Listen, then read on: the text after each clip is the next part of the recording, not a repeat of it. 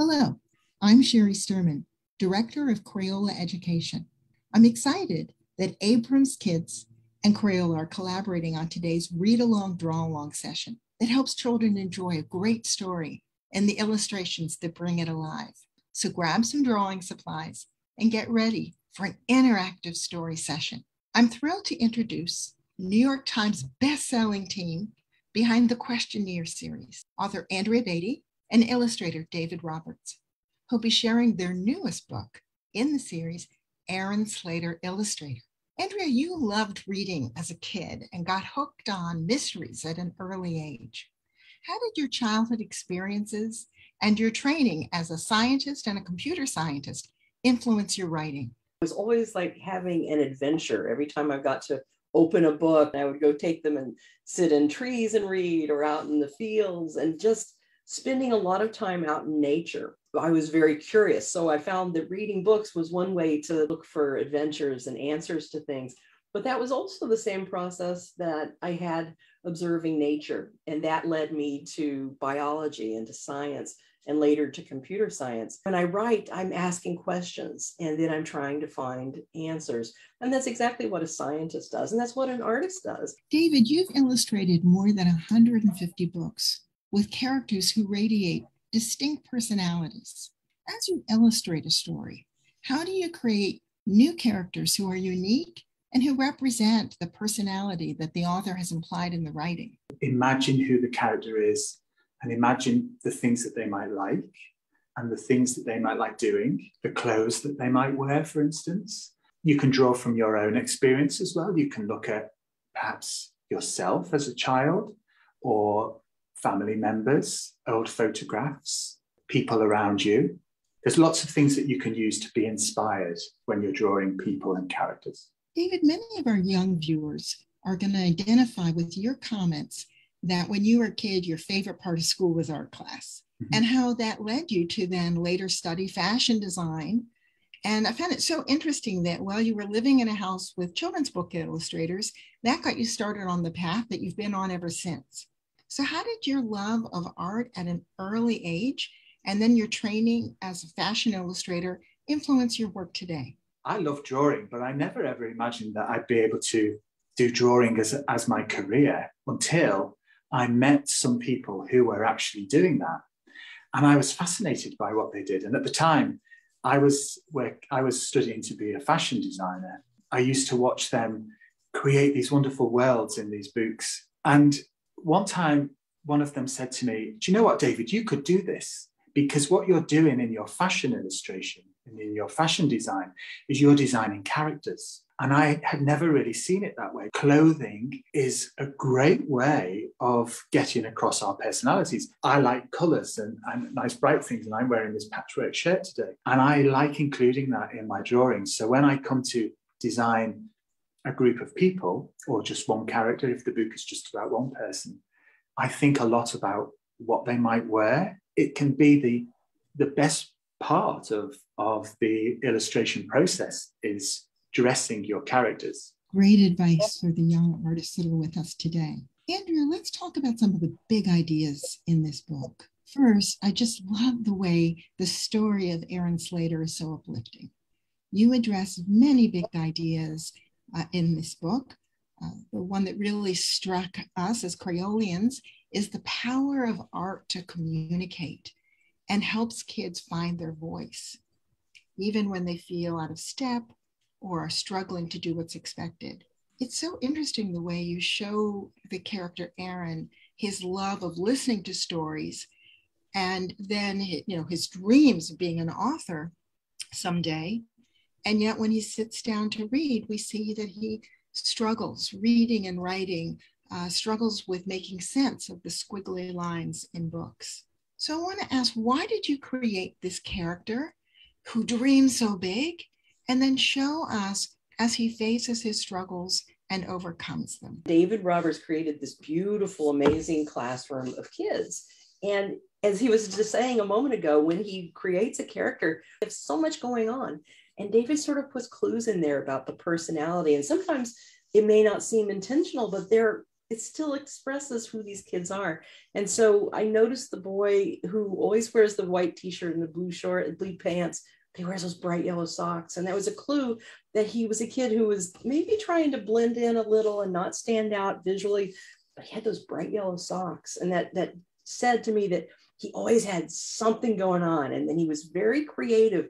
And in Ada Twist Scientist, and everyone's doing the experiment where they're smelling things in a jar to determine what the source of the stink is in that book, because something very smelly is about, and they're trying to figure it out. The kids have all kinds of things, but Aaron Slater has a flower. And that suggested to me that he was a character, it was a person who had lots and lots going on inside, thinking about things, feeling things. People use art to try to figure out what's going on inside them, what's going on around them, and to just process things. And also sometimes to be able to say, I have something to say. Aaron struggles with reading, and it turns out that he has dyslexia, as do like 1 in 5 people. It's a very hard struggle, and it can be frustrating. Aaron finds through his art that he has this beautiful, powerful way to share what's inside.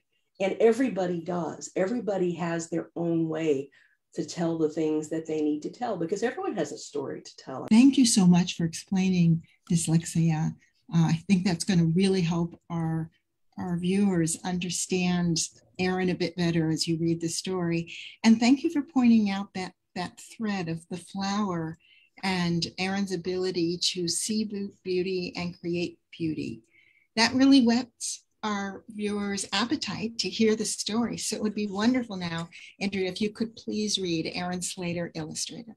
Aaron Slater, Illustrator, written by me and illustrated by David Roberts. At the end of the garden, in a soft fading light, when the day turns to dusk and the dusk into night, the sweet scent of jasmine floats into the air to mix with the music of laughter, and there, Aaron D. Slater soaks it all in, with his flowery blanket tucked under his chin. Words drift like music, melodious, mild, a sweet summer song for a sweet summer child, who drifts off to sleep as the cottonwoods sway, at the end of the garden, at the end of the day. And here's Aaron with his 2 moms and his beautiful siblings, and they're all out in the garden swing, listening to stories and just having a good time. It's summer, then summer, and summer once more, and soon Aaron D. is a youngster of 4.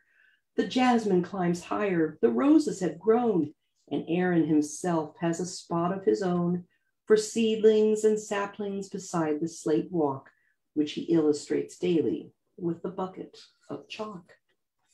And here's Aaron as a baby, and as he grows, his tools he uses to draw, grow, and change. But what he loves most, what makes Aaron's heart sing, is to listen to books in the old garden swing, to write stories he thinks is the greatest of things.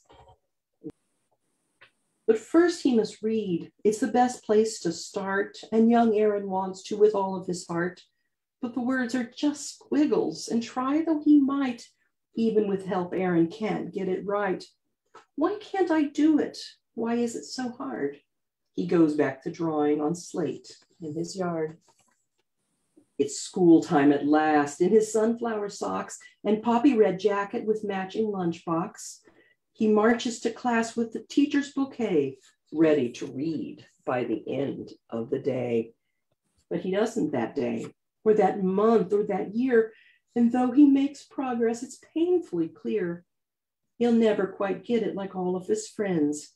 Since he'll never stand out, he decides to blend in. And so here he is at the start of grade 2, in his simple white t-shirt and matching white shoes. He tries to keep up, to blend in, and to hide the tangle of feelings he carries inside. At first it goes well, since his teacher is new and a bit overwhelmed by the hullabaloo. But things settle down, and Miss Greer finds her stride, and once she gets rolling, there's no place to hide. Class, she says, here's an assignment for you. Write me a story. Write something true. And so Aaron does what young Aaron must do. He works on his story like the rest of grade 2. He writes through the evening. He writes through the night. He writes and he writes till the dawn's early light. Then he drags off to school with his shoes filled with lead and his stomach in knots and a pain in his head. And he waits for his turn with his heart filled with dread. Miss Greer calls his name and Aaron D. stands and unfolds the sheet in his trembling hand. And he reads, well, he tries, but it's so hard to start with 33 eyes peering into his heart.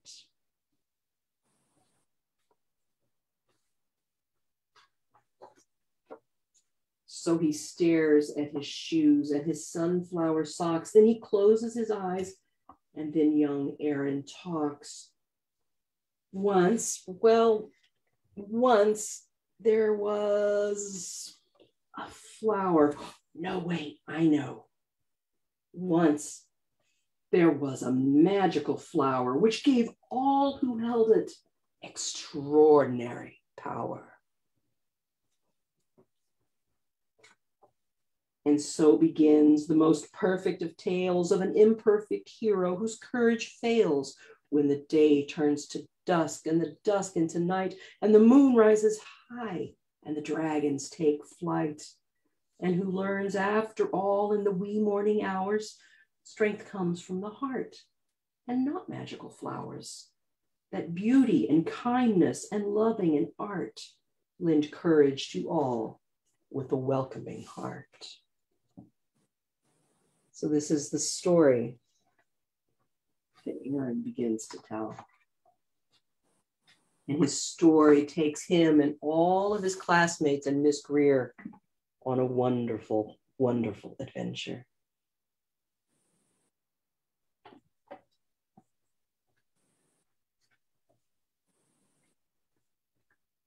And when the quest ends and the sweet flower dies, the students all gasp and Miss Lila Greer cries. The silence that follows rattles his heart. He tries to say something, but where could he start?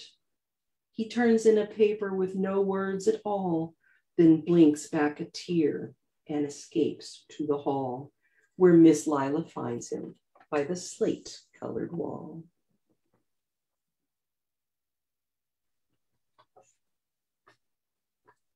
Time stops for them both, the teacher and boy. His heart fills with anguish, and hers fills with joy at the soul of this artist, courageous and true. She smiles and whispers, Aaron, thank you.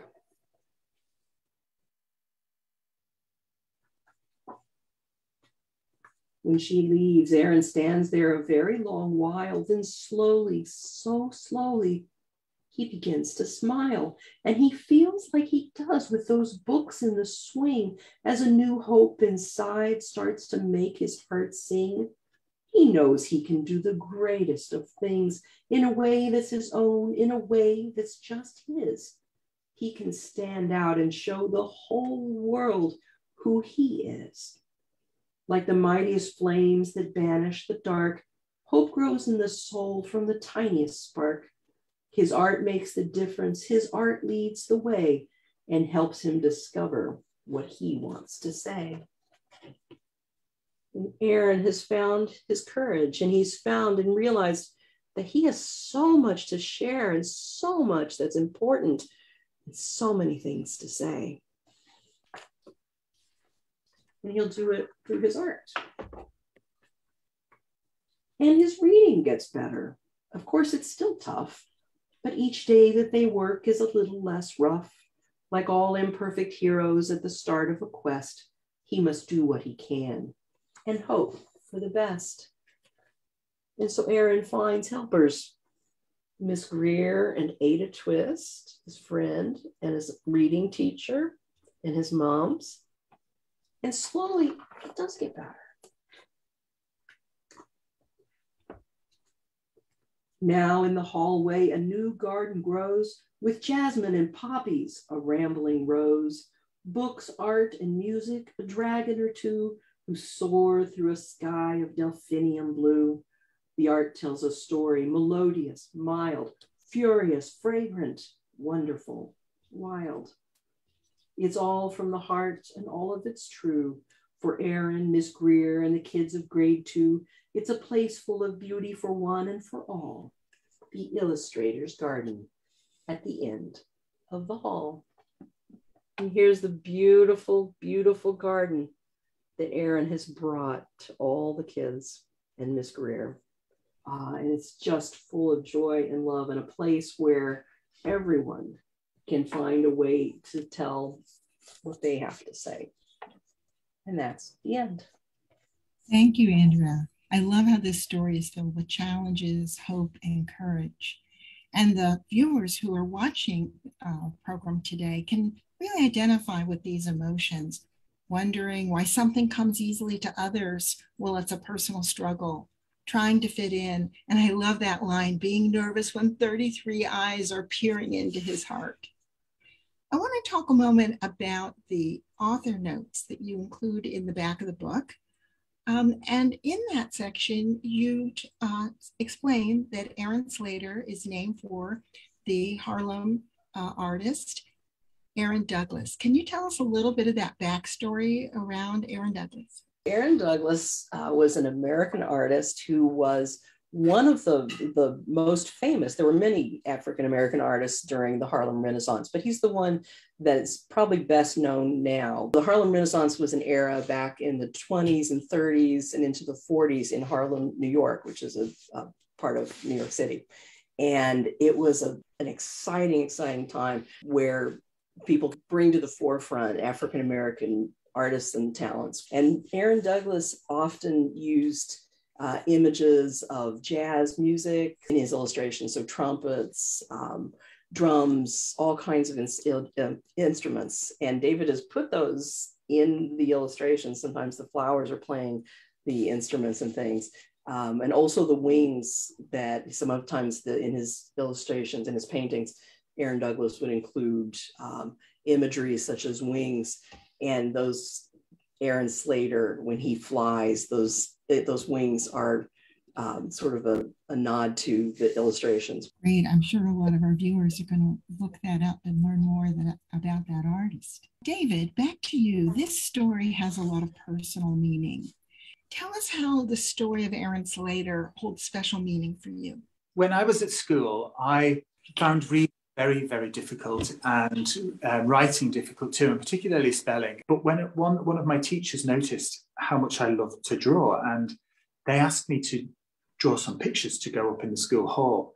And so this was amazing, because I never really felt that I was good at anything. And then suddenly I was being given this opportunity to produce these big pictures that were going to go up in the school hall. So Aaron's story is quite similar in many ways to my own, struggling with things, but then realizing the importance of storytelling through pictures, and how that is equally as important as storytelling through words or storytelling through speech.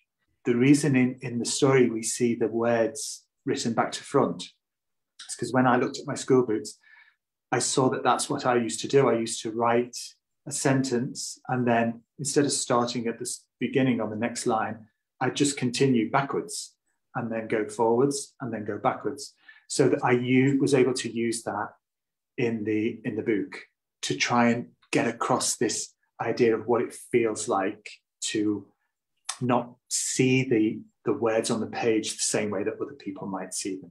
Thank you for sharing your personal story. And I love that baked into your story was the power of a teacher who noticed and who made you feel so special by giving you that opportunity. So the power of one really caring adult can make all the difference in the world. You are a gifted visual storyteller. Please show us some of your favorite art techniques and explain to our viewers how you create this main character, Aaron, showing the emotions that can be read in his body language and on his face. So I'm going to start by drawing 5 oval shapes. Right, now, the thing with Aaron's face is it's not sort of a completely round circle. It's more of an oval shape, slightly wider at the top slightly narrower at the bottom. If you want to draw a circle, that's absolutely fine. There's no right and wrong way to this. I'm going to start by drawing 5 oval shapes. Now, the last 2, I'm going to tilt slightly to one side, like this. So for this, I'm using a marker pen with quite a fine point to it. Right, so for the first one, he's just going to have almost like a blank expression on his face. So I want to start with his ears, and he's got ears sort of halfway up the side of his head. Then I'm going to put his eyes in. And we want his eyes to be 2 circles. One here, one here. And then his nose is just like a little squiggle. So almost like an upside down question mark. Now for his mouth, just a line slightly curving up. And for his eyebrows, I'm just going to put one here, one there, sort of halfway up his forehead. And then in his ear, I like to put a little bit of detail in. So on this side, it's a squiggle. It's almost like a backwards S. And on this side, it's a forwards S. And then I'm going to take a pencil and give him some hair. And we know that Aaron has a little sort of high bit of hair at the front.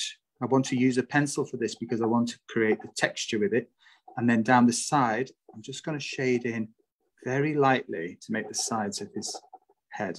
And then we can put his pupils in, and he's going to be looking directly at us. And we can draw a little neck like this. So the next expression is when Aaron goes to school and he realizes that he's not getting reading as he hoped he might. So for this one, I'm going to put his ears in the same position. And I want to show him here looking frustrated. So a little squiggle in each ear. His eyes, again, it's 2 circles like this. And then a little squiggle for his nose, upside down question mark. His mouth becomes very tight, so it's just like a little line like that. And then we're going to put a line across each eye as if his eyelid has come down and he's sort of frowning a little bit. And most importantly, his eyebrows are going to be right on the top of his eyeballs and pointing inwards towards his nose. Then I can put the pupil in to his eyes there. And we can give him his hair. The hair is really important to make him look really like Aaron. Okay, so the next expression is when his frustration leads him to start feeling really sad. And for this one, this is where we change things up a bit. We're going to put the ears a little bit lower on his head, as if his head is tilted forwards. Okay. And then we're going to put his eyes way down here, not up here where we put the others, way, way down here. So his eyes, again, 2 circles. And the squiggle for his nose, and his mouth can be turned downwards. And the line that goes across his eyeball, this time, instead of going downwards, sloping towards his nose that way, it slopes upwards like this. And his eyebrow does the same. And you can put the pupil in his eye. So, oh dear, poor Aaron is looking rather sad there. And because his head is tilted forwards, we're going to see a bit more of the top of his head, so we can put more hair in this time. Like this. And then we're going to be able to see part of the side of his head a little bit more. And he's got that nice fade to his hair. So what I do there is I just take the pressure off my pencil a little bit as I'm going down the side of his head. And that sort of starts darker, and then it gets a little bit lighter as we go down. Okay. Now, we don't want to leave Aaron looking sad, do we? So let's give him sort of a happy, sort of a quiet happiness. We're going to put his ear, we're going to do one here like that, and then the other one is going to go slightly up, go up the side of his face. So his head is tilting backwards now. We put a little squiggle in there and a little squiggle in there. Now, his eyes on this are very important. We don't want to draw them open like we did on the other 3 expressions. We're going to just draw half moons. And these ones are going to be sort of like little boat shapes. So I'm going to put one in like this, one in like this, and then his nose goes in at a slight angle. And his mouth, also the top line of his mouth is at a little angle, but then just slightly open. And you can shade in the bottom part of his mouth. Eyebrows are really important here. They go high up on his head in two little arcs. You can give him a neck and then put his hair in. Just going to see the very top of his hair there like this. And maybe a little bit at the side fading out nicely. Okay. Lastly, I'd like to draw Aaron really laughing. This is where he's realized that his way of storytelling through pictures is just as important as storytelling with words. So he's now really, really happy. So again, we're going to draw an ear here and then one higher up because his head is tilting back. And then I'm going to put his eyes in. Now, you see how we did half moon shapes this way? We're going to do it the other way for this one, like this. Little squiggle for a nose at an angle, and his mouth this time can be much wider open like that. And I draw a line across there to shade it in, but I leave a little bit to suggest his tongue. The top part suggests his teeth, the bottom part suggests his tongue. And eyebrows, again, really important, and we can tilt these this way. He's really laughing now. And give him his hair, which helps bring out his character. A little shading down this side, little shading down this side, and his neck. Wonderful. Thank you so much, David. Great tips on how to show emotions. And so now for our young artists that are drawing along with David, this is time for you to decide what kinds of emotions that your art will communicate and how you will create images of Aaron that are very expressive. After the session, you'll have plenty of time to finish your sketches and share them in the comment section of this video. When you finish your artwork, we recommend you discuss it with others because every sketch has a story to be told, and it's really important to hear the thoughts of you, the artist. Now, a special message for parents and teachers. While David and kids of all ages are busy working on their art, I want to mention that you can sign up to receive free monthly resources that keep learning fun through emails that are delivered right to your inbox. Now, David sprinkled throughout this book are friendly winged creatures that give kids rides and peer down at them from the sky. Even the main character and his friends sprout wings that seem to elevate them. What tips can you share with our young artists on how to bring that touch of imagination into their art and how to add those wings so the characters take flight? So I'm going to show you how to draw Aaron flying across the page into his imagination. And for this picture, I'm going to use a variety of pencils and crayons and a marker pen and this fabulous thing, which is a paintbrush pen.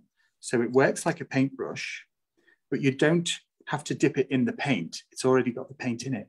I'm going to start by drawing Aaron's head. I start with a nice curved shape.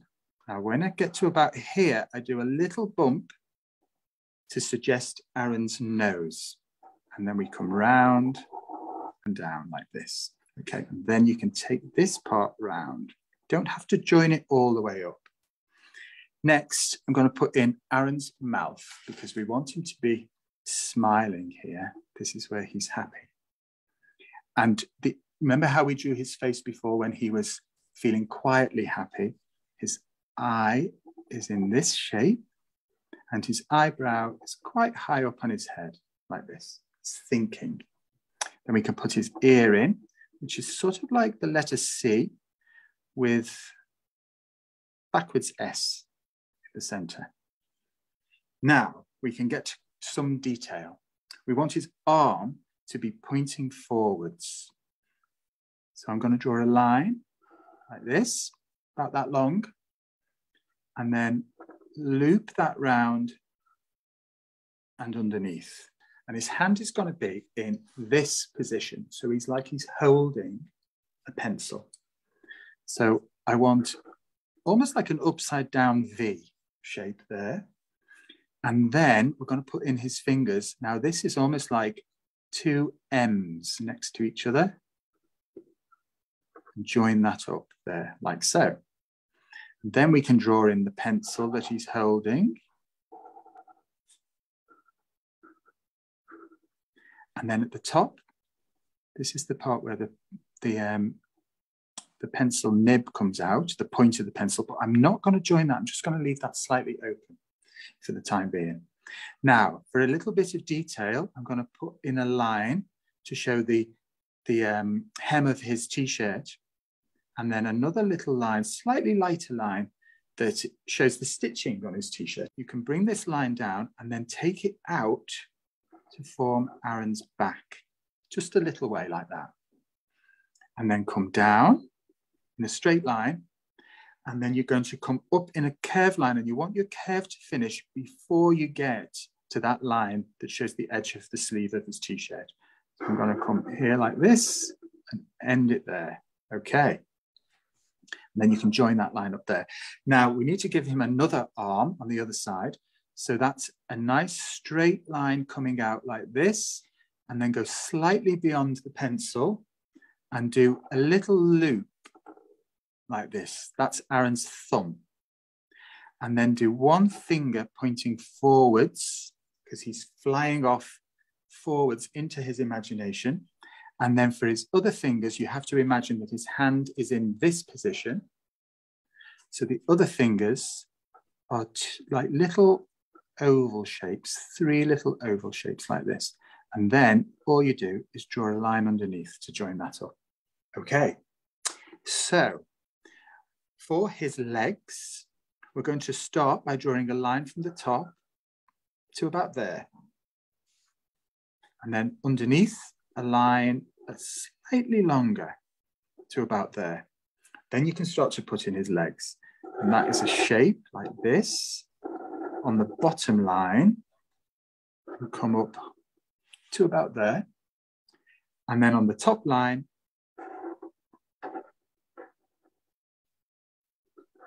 come to about there. And then you can put a line in. Now that's the seam of the back of his jeans. So then you can put 2 little pockets on the back of his jeans. And then I like to put a line at the end of each leg, which shows the hem of his jeans. Now we can put his feet in, and that's 2 little lines for his ankles, because we want to be able to show those lovely sunflower yellow socks. And then his feet. So remember that you're drawing these feet upside down, which is quite tricky. But it's just sort of 2 sideways U's, if you imagine it like that, like the letter U, but sideways. And then a line across, and then a bit of detail on the shoe. And what I like to do is draw a shoelace as if it's trailing off. And that also helps with the idea that Aaron is flying forwards. Gives him some movement. A little bit of detail for the shoelaces there. Aaron's hair. Now we're seeing it from the side. So it's going to come up at the front like this, a little bit. And then remember what I said about getting that nice fade on the side of his head. I start off by pressing quite hard with this pencil. And then as I come down, further down his head, I take the pressure off. So it goes lighter and lighter, like this. Okay. Now, I'm going to put these wings in next. And I'm going to use a crayon for that. This is how I did it in the book. I used a crayon to do the wings to make them sort of feel more like they're hand drawn by Aaron himself. So for the first wing, I'm going to go quite high up onto the page, to about there with a line. And then I'm going to take that to a point and then come back with a nice curved line underneath. And the shape of Aaron's wings are really important because they're based on the artwork by Aaron Douglas, who was an artist many years ago. And he used to draw angels with wings the same shape as this. So there's the 2 wings. And then inside this shape, I'm going to do these little upside down shapes like this, little mountain shapes almost. And then draw a line down the center of each one. And then I'm going to put a little bit of detail in. These lines sort of represent the fronds of the feathers. And I will also do that here as well on this side of each wing. And I'm going to colour these wings in yellow. And because I've used wax crayon, I can just go right the way over. It's not going to smudge. And it's going to make those wings lovely and golden that Aaron is using to fly off into his imagination. There we go. I'm going to use a blue pencil and I'm going to do his jeans. He's wearing blue jeans. So I'm going to shade that in. And you know, I don't mind if I go over the edges. I think it all makes for a more interesting picture. I'm going to go back to my red crayon. Now, because I drew the wings in red crayon, and I'm imagining that Aaron has drawn those wings, I'm going to colour the pencil in with the red crayon so that it's the same colour. And whereas we left that space at the very top, that's for the point of the pencil. So we can put that in. So I've got this pencil. It's a nice dark brown. And I'm going to start shading in Aaron's face. And it doesn't matter if I go over the black where I put his hair. It will all blend in nicely. And his arm on this side. I'm going to draw in a crescent moon. And I want to start with a shape like this, like a sort of leaning backwards letter C, and then come forwards to a point, slightly smaller shape, and then go in. That's given the moon a nose. And then come out again and go in. That's given the moon a mouth. And then we can join up the bottom. And all that we have to do then is put in a sleeping eye closed. And then, just so that we're absolutely sure that Aaron is flying across the page, you can just put in a little bit of shadow underneath him to show that he's flying. And that's it. Lovely. Thank you so much for all of those tips and demonstrations, David. So before we end our program, we would like to hear closing comments from each of you. Let's start, David. With what last bit of advice would you like to share with our viewers today that can help them connect to their inner voice, become a visual storyteller? Just enjoy it and enjoy the process of drawing rather than worrying about what the picture's going to look like when you've finished. I think often when people say, oh, I can't draw, or oh no, I'm not very good at that, it's because they have a certain expectation of what the picture will be. And if you just enjoy the process of just drawing, get a piece of paper or something else, a piece of cardboard, anything to draw on really, and then just let yourself draw and just draw the things you love to draw. Let those drawings sort of tell you a story in a way. Sometimes the drawing itself will start to tell you a story, but most of all, just enjoy the process of drawing. Don't worry about what it's going to look like, because there's no right and wrong way of doing it. Great advice. I love that. Lean into the enjoyment of the experience. And Andrea, this book is filled with messages of strength and courage. What closing comments would you like to share with our viewers that empower us to feel those emotions? Even if you may struggle with reading, you'll get there. You just keep working at that. There are lots and lots of ways to enjoy story while you're still going through the process of learning how to read. So have people read stories to you, or listen to them on audiobooks, or make up your own stories. Find ways to express a story that you might have. That can be through art. It could be through dance or music. We'd like to thank Andrea Beatty and David Roberts for inspiring us today. And we also want to thank Abrams Kids for bringing this wonderful book to the Read Along, Draw Along program. And we want to share a special thanks for all of you who've joined us. Thank you, Abrams, and thank you, Crayola, for all the marvelous, marvelous, marvelous tools that you have brought into the world to help everyone express themselves. Had such fun today. Thank you so much, everybody, for joining in. I hope you enjoyed drawing Aaron and his different facial expressions and his different emotions. And thank you to Crayola for sending me so much lovely things to draw with. I've got crayons, glitter crayons, paints, all sorts of wonderful things. And whatever you've got to draw with, I hope you enjoy it. Bye-bye.